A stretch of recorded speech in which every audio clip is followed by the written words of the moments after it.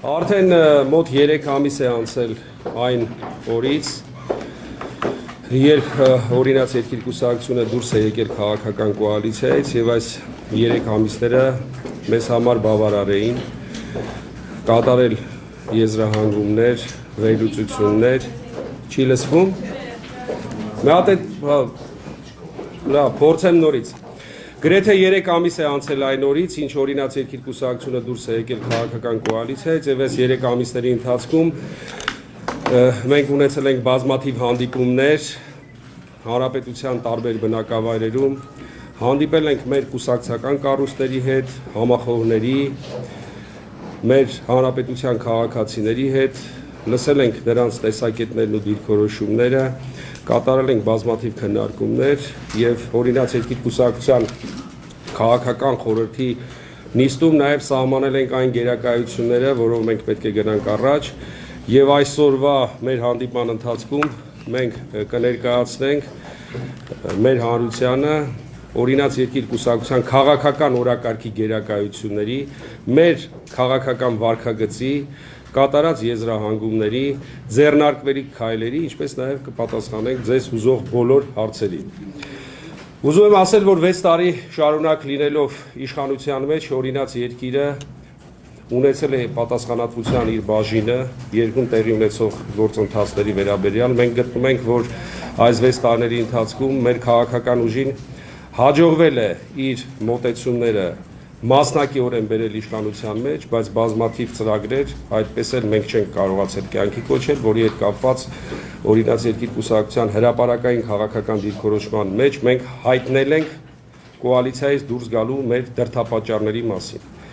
Այսօր ամիսներ անց եւս մեկ անգամ ես ուզում եմ փաստել, որ մեր այդ որոշումը ուներ մի շարք դրդապատճառներ եւ ես ուզում եմ խոսել մի քանի խնդիրների մասին, որոնք այսօր հուզում են մեր հանրությանը։ Դրանք հիմնականում 5 եզրահանգումներ են։ Առաջինը հիմնական այդ եզրահանգումները նաև հիմք են հանդիսանում մեզ համար ձևավորելու ապագայի մեր քաղաքական օրակարգը։ Եվ այսպիսով հիմնական քաղաքական եզրահանգումը այն է, որ Հայաստանում ձևավորվել է միահեծան, առանց իրական հակակշիռների միակուսակցական իշխանական համակարգ, իրական կոալիցիաների բացակայությունը բացառում է լայն հասարակական համախմբումը իշխանության շուրջ, ինչը հակասում է ժողովրդավարական երկրներում գործող կառավարման սկզբունքներին, մեծացնում է կոռուպցիան, անպատասխանատվությունը եւ ամենաթողությունը։ Երկրորդ եզրահանգումը դա վերաբերում է տնտեսական ոլորտին, որովհետև Հայաստանում ցավոք մենաշնորհային տնտեսության խորացումը, գործարար միջավայրի անհույս վիճակը, նորարարական գործիքների եւ մեթոդների բացակայությունը տնտեսության մեջ, ուժեղացող վարչական ճնշումները գործարարների նկատմամբ, հստակ պետական նպատակային ծրագրերի բացակայությունը իսկապես տնտեսության մեջ առաջացնում են անորոշություն, հատկապես որ մենք տեսնում ենք զարգացող աշխարհի տրամաբանությունը, թե մարդիկ ինչպիսի տնտեսական նորարարական գործիքներ են կիրառում, իսկ մենք ցավոք շարունակում ենք ապրել յոլա գնալու տարբերակով։ Իրավիճակային լուծումները երբեք չեն կարող երկրի ռազմավարական զարգացման հենք հանդիսանալ։ Օրինաց երկիրը միշտ կողմ է ռազմավարական երկարաժամկետ ծրագրերին տնտեսության մեջ եւ իրոք մեր հասարակության մեջ կանխատեսելիության մթնոլորտի եւ միջավայրի ձևավորումը։ Հասարակությունը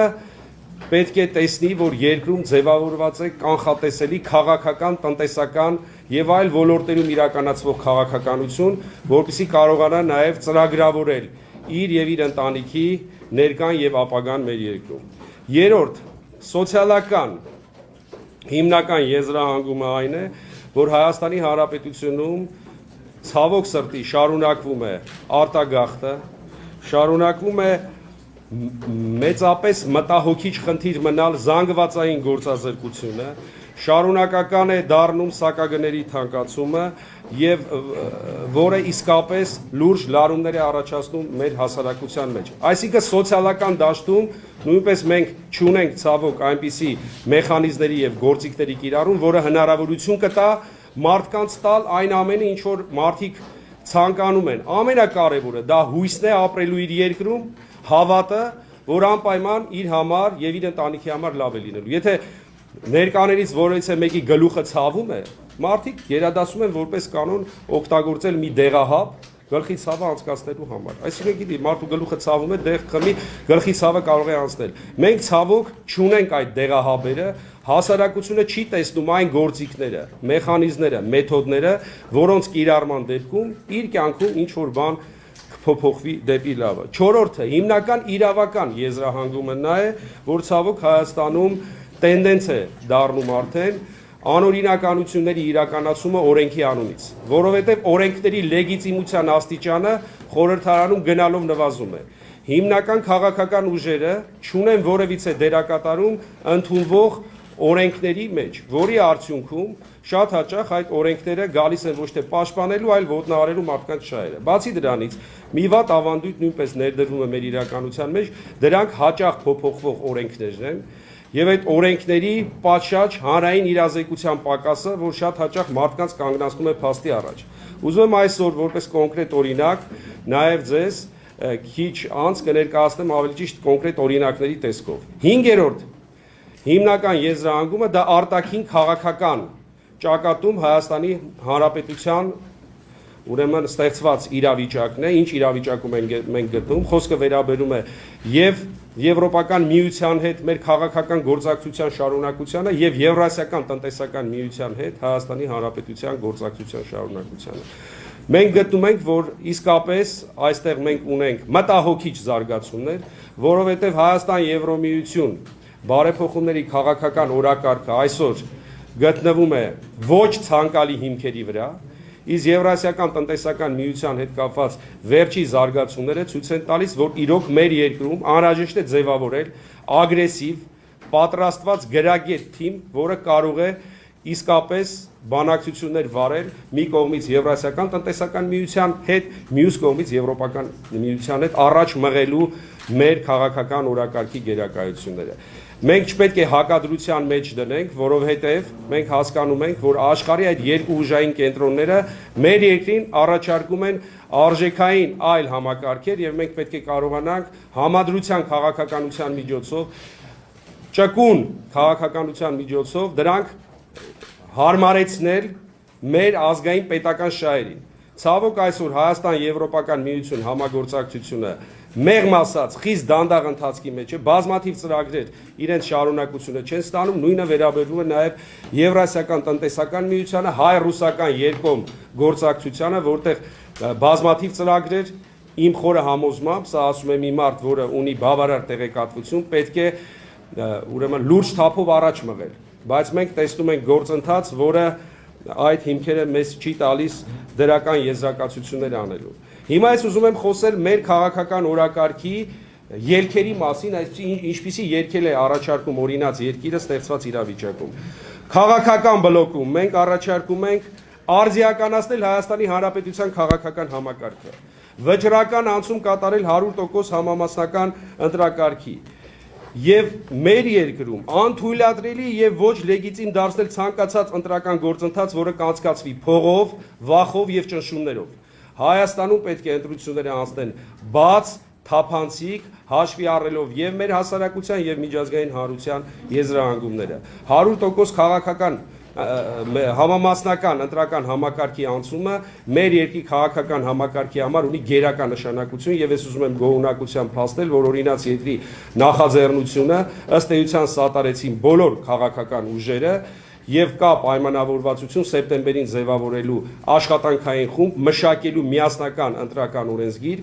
որը զերծ կլինի տարբեր տեսակի շահարկումներից եւ որը կարող է տալ հիմնական հարցի պատասխանը, այն է երկրում ստեղծել իսկապես կայուն մրցակցային քաղաքական համակարգ, որի հիմքում ընկած է 100% համամասնական ընտրակարգի անցումը։ Երկրորդը, տնտեսական ոլորտում մենք գտնում ենք, որ բիզնեսին պետք է տալ ազատություն, որովհետև ազատ զարգացող տնտեսությունը կարող է անել շատ ավելին, քան բազմաթիվ կառավարական ծրագրեր։ Մենք համոզված ենք, որ անհրաժեշտ է նվազեցնել հարկերը, վերացնել տարբեր տեսակի տեսչական եւ ստուգող լիազորություններ ունեցող մարմինների քանակը։ Մասնավորապես օրինաց երկիրը առաջարկում է վերացնել Հայաստանում գործող բոլոր տեսչությունները, դրանք միավորել մեկ տեսչական մարմնի մեջ, ինչպես նաեւ էականորեն նվազեցնել ստուգումների թիվը եւ հնարավորություն տալ մարդկանց ազատ եւ անկաշկանդ գործելու։ Մենք խորհրդարանին ներկայացրել ենք տարիներ շարունակ օրենքի նախագիծ, որով առաջարկում ենք սահմանափակել խոշոր սուպերմարկետների թիվը, հնարավորություն տալ փոքր միջին բիզնեսին աշխատելու։ Մենք առաջարկում ենք շրջանառու հարկը 3.5%-ից բոլոր մանր ձեռներեցների համար մինչև 58 միլիոն դրամ շրջանառություն ունեցող հարկը սահմանել 1%։ Մեր բոլոր ներկայացրած լուծումները փաստարկված են միջազգային փորձով եւ նաեւ այդ թվում եւ մեր տարածաշրջանի եւ այն երկրում նախկինում որտեղ մենք 70 տարի ապրել ենք, այդ երկրների նույնիսկ փորձի ուսումնասիրությունը ցույց է տալիս, որ մենք պետք է մեր տնտեսությանը տանք շունչ, ազատություն, որպեսզի բիզնեսը կարողանա շնչել։ Սոցիալական ոլորտում հայի պատիվը, արժանապատվությունը, իր ընտանիքը պահելու հնարավորությունը պետք է դառնա գերակախնդիր պետության համար։ Սոցիալական ոլորտում մենք գտնում ենք, որ պետք է դադարեցնել ամեն գնով այս փող հավաքելու տենդենսը, որ կա մեր հասարակության մեջ, ամեն ինչից հավաքել փող։ Եվ այդ ամեն ինչի հիմքում ընկնում է մեր ժողովուրդը, մեր հասարակությունը։ Եվ ամեն գնով սոցիալական բեռի ծանրացումը բերում է հույսի հավատի կորուստ մեր հասարակության մեջ եւ մենք գտնում ենք, որ սոցիալական ոլորտում պետք է արմատական քայլեր իրականացնել, որի հիմքում կա երկու արժեք՝ մարդու պատիվը, արժանապատվությունը եւ աշխատանքը։ Եվ այսօր վերլուծելով ստեղծված իրավիճակը մենք տեսնում ենք, որ ցավոք նման երկեր չկան։ Իրավական ոլորտում օրինաց երկիրը առաջարկում է, որ մենք մարդուն դարձնենք ի վերջո արժեք, մարդու իրավունքները, նրա ազատությունների պաշտպանությունը դարձնենք համընդհանուր պայքարի քննարկումների առարկա, որպեսզի կարողանանք մեր երկրում իրոք մեր իրավական համակարգը կատարելագործել ու ամրապնդել։ Արտաքին քաղաքական կոնտեքստում ես արդեն նշեցի, օրինաց երկիր կուսակցությունը գտնում է, որ մենք պետք է ձևավորենք ուժեղ բանակցող թիմ, որը կարողանա աշխարհի ուժային կենտրոնների մոտ ներկայացնել Հայաստանի ազգային պետական շահերը եւ համարձակ բարեփոխումները պետք է լինեն հենց այն գերակայությունները, որով մենք աշխարհին կարող ենք ցույց տալ մեր զարգացման տեսակետները, մեր զարգացման տեսլականը։ Մեր առաջարկվող երկերը մենք նաեւ համեմում ենք ոչ թե խոսքերով, այլ ես ուզում եմ խոսել, թե ինչպես ենք սա մենք մտադիր անել։ Առաջին, մենք այն հրապարակային կերպով ներկայացնելու ենք Հայաստանի քաղաքական դաշտի բոլոր դերակատարներին։ Առաջարկելու ենք համագործակցություն, նպատակների ուժերի շահերի համադրում այս փոփոխությունների իրականացման համար, մանավանդ որ մեր կողմից հռչակված նպատակները ընդունելի են քաղաքական դաշտի հիմնական դերակատարների համար։ Ուզում եմ ձեզ ասել, որ մենք այս ամենը իրականացնելու ենք ակտիվ օրենսդրական գործունեության միջոցով ազգային ժողովում։ Մենք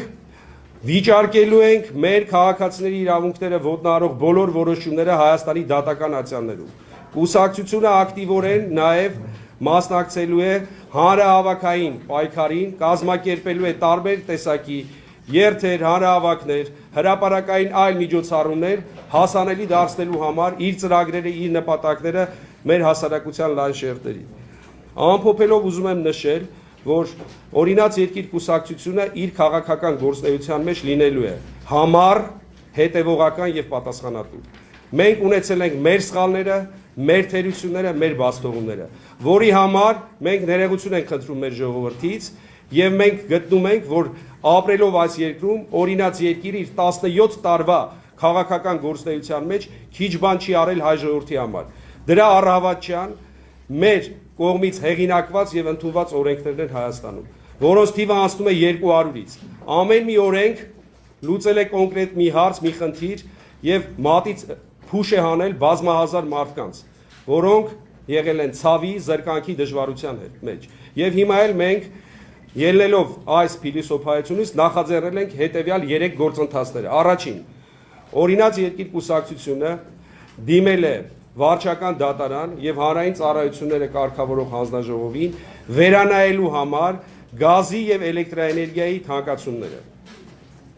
Մենք գտնում ենք, որ գազի եւ էլեկտրաէներգիայի թանկացումները անհիմն են, որ անհրաժեշտ է իրականացնել լուրջ մասնագիտական եզրահանգումներ եւ ժողովրդին չներքաշել լրացուցիչ սոցիալական ծանր կացության մեջ։ Մասնավորապես խոսեմ փաստերով։ Ռուսաստանը Հայաստանին գազը տալիս է չափազանց լավ գնով $189, որը Սադախլոյից եթե մեկը եղել է Վրաստանում, Սադախլոյից Բագրատաշեն ընդամենը 200 մետր է։ $189 մենք ստանում ենք հայ-վրացական սահմանի վրա գազ, 200 մետր անցնում է, գազի գինը դառնում է $391։ Մենք գտնում ենք, որ պետք է իսկապես լուրջ ուսումնասիրություններ կատարել պարզելու համար, թե ինչու է գազի սակագինը նման թռիչքաձև զարգացումներ ապրում։ Եվ ավելին, դեռևս անցած տարի օրինաց երկիր կուսակցությունը առաջարկեց եւ ազգային ժողովում ստեղծվեց ժամանակավոր հանձնաժողով, որի փաստարկված եզրակացությունը նույնպես ցույց է տալիս, որ այստեղ կան լուրջ ուսումնասիրության կարոտ խնդիրներ։ Ըստ որում այս հանձնաժողովի նախագահը հանրապետական կուսակցության անդամ է, այս հանձնաժողովում հանրապետականները ունեն մեծամասնություն, բայց այդ հանձնաժողովի միջանկյալ զեկույցը ցույց է տալիս, որ այստեղ իսկապես մենք ունենք խնդիրներ։ Մենք գտնում ենք, որ պետք է տարբերարկված քաղաքականություն իրականացվի սակագների հետ կապված։ Մենք անընդունելի ենք համարում տարբեր տեսակի կասկածելի եւ ոչ կասկածելի ներդրումները ներառել գազի գնի կամ էլեկտրաէներգիայի սակագնի մեջ։ Ավելին, գազի գնի թանկացումից հետո 2%-ով ավելացել է Հայ-Ռուսգազարդի շահույթը։ Այսօր Հայ-Ռուսգազարդը ունի 12% շահույթ, Բախշիչ էլեկտրական ցանցերը 14% շահույթ։ Միջազգային փորձի ուսումնասիրությունը ցույց է տալիս, որ սրանք բավականին չափազանցեցված թվեր են։ Ինչու պետք է մոնոպոլ բիզնես ունեցող նման ստրուկտուրաները ունենան 12-14% շահույթ։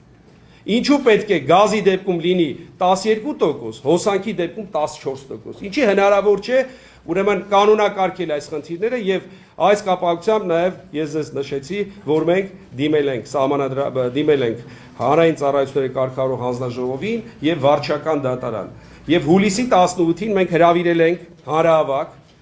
եւ այս հանրահավաքի ընթացքում մենք ավելի փաստարկված ձևով ներկայացնելու ենք մեր մոտեցումները, մեր ճանապարհային քարտեզը այս թնջուկը հանգուցալուծելու համար։